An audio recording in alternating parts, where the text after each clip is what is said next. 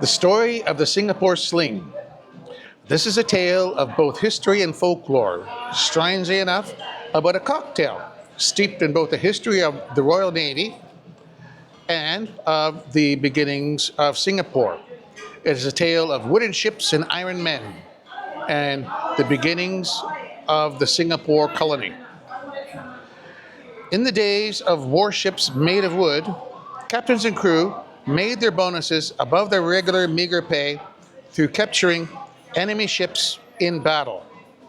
This made the naval service more attractive to talented officers and seamen, as life at sea, as well as battles, could be, and often were, fatal or debilitating. Life below decks in the gun crews was especially hazardous, and all navies provided a strong rum ration of whatever alcohol was predominant in that nation's service to stiffen the nerve and resolve of gun crews. When enemy cannonballs smashed into the hulls, wooden splinters would fly everywhere in the vicinity of the hit. They were often far more injurious than the actual balls and would rip through the bodies of the crews. Being drunk to different levels, depending on the amount of alcohol consumed beforehand, gunners could continue to service their guns, while wooden splinters were sticking into their bodies, untreated or lightly bandaged, until after the battle. This alcohol was generally stored in the ballast of the ships.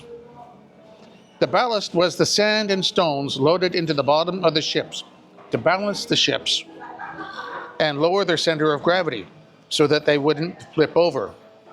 The wooden ships would have otherwise been top-heavy. This actually happened to Gustavus Adolphus's warship, the Vasa, in 1628. It sailed roughly 1,300 meters, was hit by a slight wind and low waves, flipped over and sank. The lesson was clear. Ships for the next few hundred years filled the bottoms with rocks and sand. The sand was particularly useful as it protected the ship's alcohol from damage in heavy sea conditions and battles. The ships would load up in their home ports originally with the cheapest alcohol available, with better quality stuff for the officers. British ships would leave Britain loaded with gin and some whiskey. American ships loaded up with whiskey. Ships operating from or making port in the Caribbean would load up with rum, and so on, for all navies.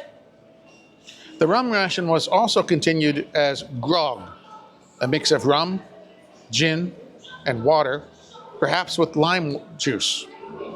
It helped maintain morale during long sea journeys, but on a restricted level, as a drunken crew was useless. When peace occurred, how was it that the Royal Navy in particular could keep up a large presence throughout the world with so many ships? There were no prize ships to take during peacetime. Why would officers and competent seamen remain in the service? Where was their money coming from? Navy pay wasn't very much then. Alcohol sales was the answer. As a warship made port, it sold a portion of the alcohol in the ballast, then emptied some of the sand and bought the cheapest alcohol from that new port to refill stocks, while keeping the profit for the officers and crew. To illustrate this, in Point Pleasant Park in Halifax, Nova Scotia, there is a small sandy beach called London Beach, where the sand all comes from Great Britain. It was dumped portions of the ballast. The more ports a warship sailed to, and the longer the ship was at sea, the greater the variety was in the types of alcohol in the ballast. A punishment for discipline infractions of officers was to be sent to the East Asian posts. This was referred to as the slow boat to China. It was a long way, taking many weeks, so the ships didn't stop at very many ports along the way. In this way, the majority of the booze in the ballast was gin or rum. Sir Stamford Raffles was a British colonial official who served as the governor of the Dutch East Indies between 1811 and 1816. He then became lieutenant governor of Bencoolen between 1818 and 1824. Raffles also played a role in further establishing the British Empire's reach in East and Southeast Asia. He secured control from local rulers in 1819, the tiny swampy fishing village of Singapore through trading. He saw that all trade from East Asia to South Asia passed through the Straits of Johor, and a fortress with heavy cannons at this particular place could give him control of all trade in Southeast Asia. There was no Dutch presence in the small swampy island of Singapore. That location was chosen in order to calm Dutch fears of British dominance or seizure of their territories. The name of Lion City was applied, and Raffles was able to do almost anything he wanted independently from Britain, at least for a time, due to the long distance for communications between East Asia and Britain to travel. The Anglo-Dutch Treaty of London in 1824 was signed in order to settle Dutch worries. The island was also mostly abandoned by the Johor government. Raffles made political deals and payments for the island and had Hussein Shah appointed as Sultan, with lots of payments making him and the Johor government very wealthy. A British resident of Singapore was appointed with a small military presence and a trading post. Raffles established schools and churches in the native languages. He allowed missionaries and local businesses to flourish.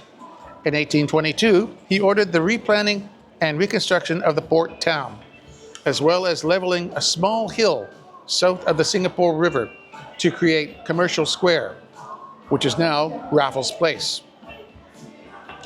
On Fort Canning Hill, the residences and government were established. This place was called Government Hill until 1861, when a fort was built there. This was also the first location for trade passage deals and continued there for many decades.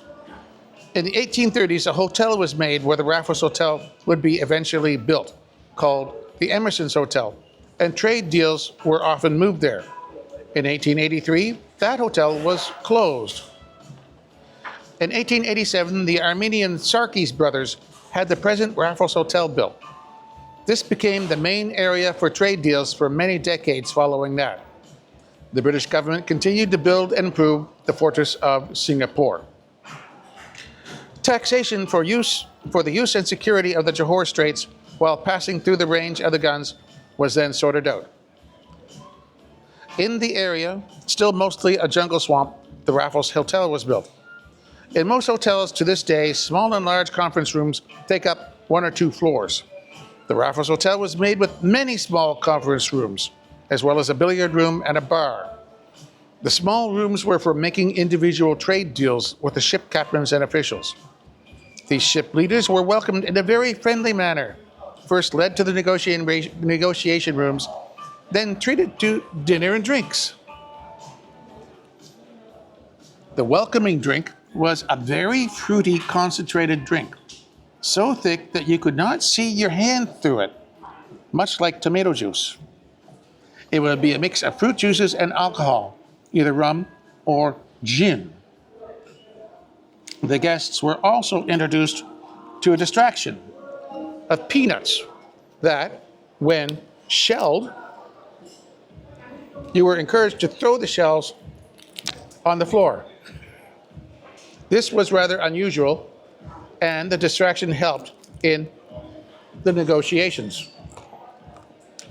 The negotiators for the British government in Singapore would have no alcohol in their drinks. The ship people would have double or triple shots in theirs. The fruit juice was so thick and strong that you couldn't tell the difference.